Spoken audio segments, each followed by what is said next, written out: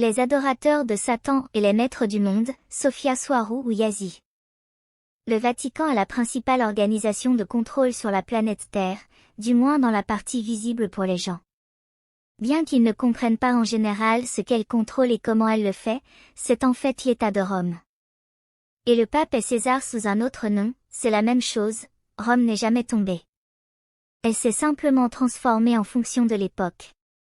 Rome est toujours le principal mécanisme de contrôle de la planète Terre, et ce depuis au moins 600 ans avant Jésus-Christ, bien que la date exacte soit incertaine. Le pape n'est que le grand prêtre d'une marionnette de manipulateurs cachés sous lui. Il n'a aucun pouvoir réel, il n'est qu'un prête-nom. Le pape et tous ses prêtres, cardinaux et autres ne sont pas catholiques, ils se contentent de jouer les catholiques dans le cadre du mécanisme de contrôle religieux de la population humaine. Ils savent que leurs histoires bibliques sont fausses, telles qu'elles sont comprises par les laïcs et les gens normaux, et qu'elles n'ont une certaine validité que lorsqu'elles sont lues différemment, car elles sont écrites dans un code que seuls les initiés connaissent. C'est pourquoi il est difficile de comprendre la formulation, en particulier de certaines parties de l'Ancien et du Nouveau Testament. Non, je ne vais pas en parler ici maintenant, mais à titre de petit exemple, dans l'Ancien Testament, lorsqu'il est question d'une personne ou d'un personnage, il ne s'agit pas vraiment d'une personne. Le message caché est qu'il faut le lire comme une tribu, une communauté ou un groupe de nombreuses personnes. Le pape et tous ses grands prêtres suivent un autre ensemble de croyances que l'on peut qualifier d'adorateurs de Satan, pour la bonne compréhension de mes auditeurs. Cela signifie qu'ils sont à l'opposé de ce qu'ils veulent montrer au grand public. Pour aller un peu plus loin dans cette direction, ce qu'ils font, c'est croire en une série de documents et d'accords secrets basés sur des connaissances ancestrales du monde entier, qu'ils recueillent après les avoir analysées pour voir si elles correspondent à leurs besoins ou non. Leurs principales sources sont les anciennes connaissances celtiques, druidiques, agnostiques et égyptiennes, mais pas sous leur forme pure, seulement dans une version synthétisée, concentrée, recueillie et filtrée où ils prennent ce dont ils ont besoin et ce qu'ils n'aiment pas dans l'une ou l'autre de ces connaissances. Leur principale base historique est culte d'Aton, initié par Akhenaton et Néfertiti vers 1330 avant Jésus-Christ, où ils vénèrent le soleil noir, Saturne, et Lucifer, la planète Tiamat éteinte, comme nous l'expliquons en détail ailleurs. En ce qui concerne la structure de contrôle que le Vatican exerce sur la planète Terre, ils utilisent essentiellement ce que l'on appelle le « monstre à trois cornes », qui est le Vatican lui-même en tant que première corne qui contrôle la spiritualité sur la planète Terre. Puis la City de Londres qui contrôle l'économie de la planète en tant que deuxième corps, et Washington DC qui contrôle la force militaire sur la planète Terre en tant que troisième corne, et qui surveille toute la planète, afin que tout le monde se conforme aux récits et aux besoins des jésuites et de la cabale Illuminati dont le siège est le Vatican. Notez que ces trois entités, le Vatican, la City de Londres et Washington DC, le district de Columbia, sont des cités-États indépendantes au sein d'un autre pays souverain. Ils ne suivent pas les mêmes lois ou règles, même s'ils se trouvent à l'intérieur d'une ville qui est elle-même bien à l'intérieur d'un pays qui est censé être indépendant. Elles dépendent toutes du Vatican. Les Illuminati sont les jésuites, il n'y a aucune différence, seulement de la sémantique. Ils travaillent par l'intermédiaire des francs-maçons et leur influence s'étend au monde entier, en utilisant leurs loges et leurs sociétés secrètes alternatives qui sont organisées de manière compartimentée afin que personne, à aucun stade, ne sache ce qui se passe, non seulement aux autres stades au niveau, mais ne puisse avoir accès au tableau d'ensemble au niveau supérieur. Les personnes qui se trouvent au niveau supérieur de cette structure de société secrète et dans les lieux de pouvoir intermédiaires n'utilisent plus la même économie que le reste de la population.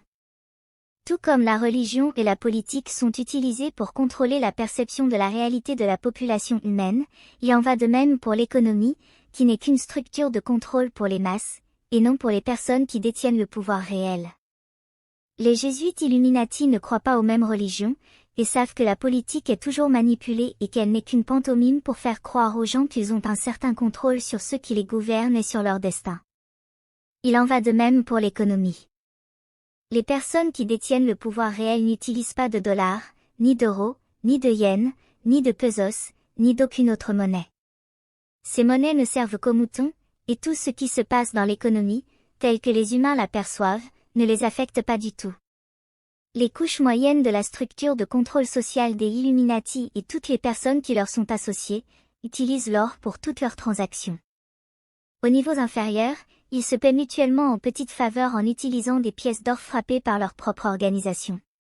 C'est une autre raison pour laquelle l'or est si rare aujourd'hui, du moins pour la population en général.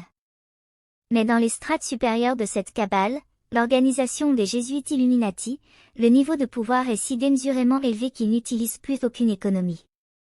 Ils possèdent tout, et ne prennent plus la peine d'investir dans quoi que ce soit.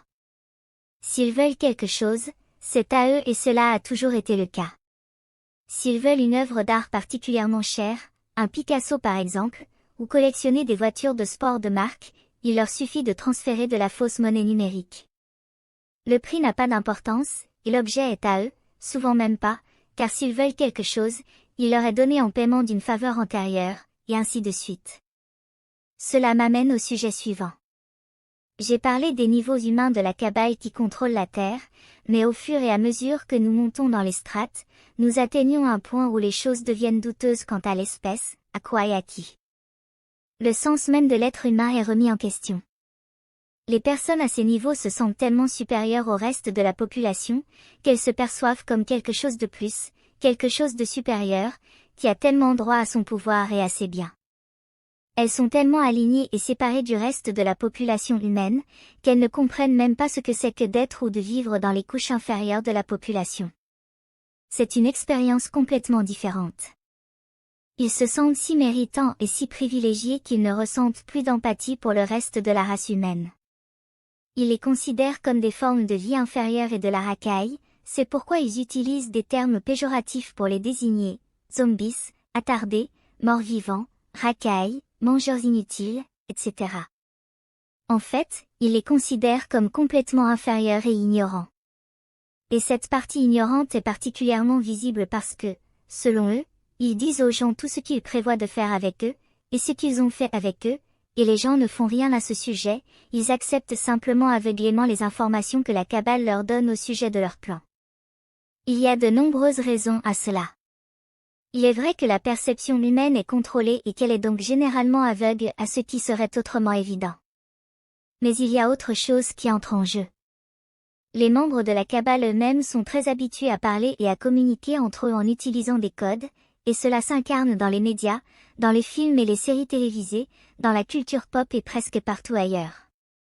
Les gens voient des fictions et des divertissements vides, parce qu'ils sont habitués à penser de manière linéaire, comme ils interprètent la Bible, par exemple, de manière totalement littérale et sans en comprendre le sens caché, alors que tous les médias sont conçus non seulement pour guider et modifier la perception humaine de la réalité, mais aussi pour leur dire ce qui va leur arriver. Le blâme, le karma, lorsque cela se produira finalement, retombera sur eux et non sur les membres de la cabale. Les contrôleurs supérieurs croient beaucoup au karma, à la cause et à l'effet, à la dualité et à l'équilibre de l'énergie, car ils voient la nécessité d'être mauvais et bons dans leurs actions, en équilibrant les deux pour l'harmonie. C'est pourquoi tant de milliardaires philanthropes ont des fondations pour aider les autres avec des intentions apparemment bienveillantes, alors qu'en même temps ils font un mal inimaginable à ces mêmes personnes. Ils ne ressentent aucun remords, aucune culpabilité. Les gens en général, dans la population humaine normale, ont du mal à comprendre cela, parce qu'ils ne feraient jamais de mal à une autre personne de cette manière, alors ils transfèrent cette idée à tout le monde, prenant pour acquis que les personnes au pouvoir pensent comme eux, mais ce n'est pas le cas. Ce complexe de supériorité qui fait croire aux gens qu'ils font partie d'une sorte d'élite se manifeste beaucoup, même dans les couches sociales les plus basses, comme on le voit, par exemple, sur un lieu de travail où les patrons se sentent autorisés à dénigrer leurs employés et à faire pression sur eux. Non pas pour augmenter la productivité, mais pour le simple plaisir d'avoir du pouvoir sur eux. Si c'est le cas dans presque tous les lieux de travail, que peut-on attendre des personnes appartenant aux plus hautes strates de la cabale, du contrôle des Jésuites Illuminati? Ils n'ont aucun remords ni aucune culpabilité, et n'hésiteront pas à tuer une population entière, ou à perpétrer un génocide basé sur la manipulation et les mensonges au sujet de la population humaine en général, simplement parce qu'ils estiment qu'ils sont trop nombreux, ou parce qu'ils pensent qu'ils sont ou peuvent être un obstacle à leur plan, sans parler du fait qu'ils garderont toujours pour eux les meilleures technologies, afin d'accroître leur contrôle sur la population en général. Cela nous amène donc à nous poser les questions suivantes. Sont-ils humains? Que signifie être humain? Qu'est-ce qui fait qu'une personne est humaine, ses gènes ou ses actions? Pour moi, on ne peut pas séparer les gènes des idées, comme nous l'avons expliqué dans nos autres travaux. Un gène est l'expression d'une idée ferme qui se manifeste dans quelque chose de matériel, un génome. Donc, pour moi, même s'ils ont l'air humains, ils ne peuvent pas être qualifiés d'humains simplement, parce que leur perception de la réalité est très différente de celle du reste de la population humaine en général. Je sais que c'est subjectif, mais c'est une réflexion personnelle. À ce stade, la cabale des jésuites Illuminati et membres supérieurs savent que l'espèce humaine n'est pas seule en tant qu'être intelligent dans un modèle spécifique de corps biologique appelé humain, lyrien d'un point de vue stellaire. Ils sont en permanence en contact et en train de conclure des accords avec d'autres espèces résidant sur Terre et en dehors de la Terre. Le niveau suivant de pouvoir et de contrôle sur la planète Terre est une alliance entre les strates supérieures de la cabale et les races non humaines, dont les plus influentes sur Terre sont les races dites reptiliennes, qui profitent également de l'exploitation de la population humaine en général. Elles ont conclu des accords entre elles pour l'exploitation directe des ressources humaines, principalement pour la nourriture et l'énergie. La cabale des jésuites Illuminati s'adresse aussi directement aux représentants non humains de la Fédération, et c'est là que les choses se compliquent. À ce stade, la signification même de la Terre, des royaumes, des densités et autres concepts similaires devient complexe et douteuse, car tout le système de couches à l'intérieur et autour de la Terre complète un cercle, où ceux qui contrôlent la Terre ne sont ni la cabale, ni les reptiliens, ni même la Fédération, mais à ce niveau, tout ce qui se passe sur la Terre doit obéir à des accords avec les spectateurs de la Fédération et les gardiens du jardin de la Terre, les personnes elles-mêmes. Car ils répondent à ces suzerains suprêmes en utilisant ce qu'ils appellent des lois primaires universelles, qui sont aussi douteuses que celles décrites ci-dessus, telles que le karma, la dualité et l'équilibre. Notez ici que les systèmes de croyance de ceux qui contrôlent la Terre, les membres des jésuites Illuminati, sont cohérents avec les notions générales et les systèmes de croyance des contrôleurs supérieurs de la Fédération. Mais, comme indiqué plus haut entre parenthèses, c'est ici que toute la dynamique autour de la Terre boucle la boucle. Pourquoi la boucle est-elle bouclée? Parce que la Fédération elle-même n'est pas le contrôleur ultime de la Terre. Les habitants de la Terre, incarnés en tant que petits humains infortunés, sont les dirigeants ultimes de la Terre, les gens simples, les vrais gens, pas les gens de la matrice, pas les dirigeants ultimes de la Terre, par conséquent, de leur expérience. La Fédération croit fermement que la Terre doit être maintenue dans une condition de libre arbitre, avec peu ou pas d'interférence. Mais cela soulève d'innombrables questions, car nous savons tous que les membres de la Fédération interfèrent en permanence, ce qui rend la situation confuse et complexe. Mais en tant que zone de libre arbitre, la Fédération doit veiller à ce que la volonté des personnes qui ont une expérience sur Terre en tant qu'humains soit respectée, en commençant par la conscience collective des accords de perception, et en terminant par les désirs et les besoins personnels des individus qui sont malheureusement sous l'influence collective, son contrôle et donc ses limites. Mais même dans ce cas, d'un point de vue plus large, d'un point de vue plus élevé de la Fédération, ou d'un point de vue d'un royaume plus élevé ou d'un plan existentiel plus élevé, les simples habitants de la Terre, ces petits malheureux que j'appelle les petits souliers cassés, sont ceux qui, en fin de compte, contrôlent tout ce qui se passe sur la Terre. La Fédération ne leur donne que ce qu'ils demandent. C'est parce que les membres mêmes de cette fédération, et les autres races impliquées sur Terre y vivent une expérience humaine, parfois une double expérience sur Terre et depuis l'extérieur de la Terre, avec toutes les variantes et combinaisons dont nous avons parlé dans tant d'ouvrages antérieurs. Les gens, au sein de leur collectivité, créent leur propre réalité en manifestant ce qu'ils veulent, et voient en fonction de leur perception et de leur niveau de conscience.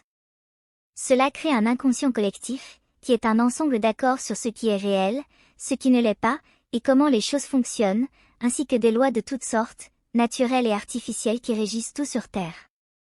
Ce n'est rien d'autre que la matrice de la Terre.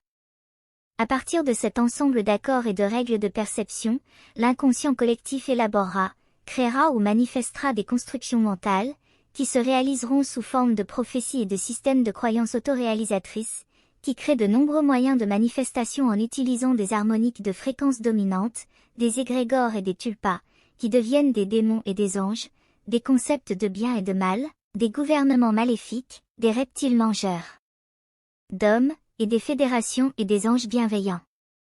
Tous sont issus de l'inconscient collectif humain. Cela dit, je continue à considérer la Fédération comme le contrôleur de la Terre qui agit de manière très permissive à l'égard de la souffrance humaine, sur la base de systèmes de croyances assez complexes et donc obscurs, qui finissent par perpétuer et même justifier la souffrance humaine. C'est clairement le point de vue de quelqu'un qui veut provoquer la souffrance humaine, ou de quelqu'un qui ne comprend pas le sens et l'expérience de la souffrance sur Terre. La main de la Fédération qui contrôle directement tous les gouvernements de la Terre est le Vatican, car c'est par son intermédiaire qu'elle impose ses programmes de contrôle ou autres. C'est ce groupe de jésuites Illuminati qui est au pouvoir sur Terre que la Fédération considère comme les véritables dirigeants ou autorités de la planète Terre.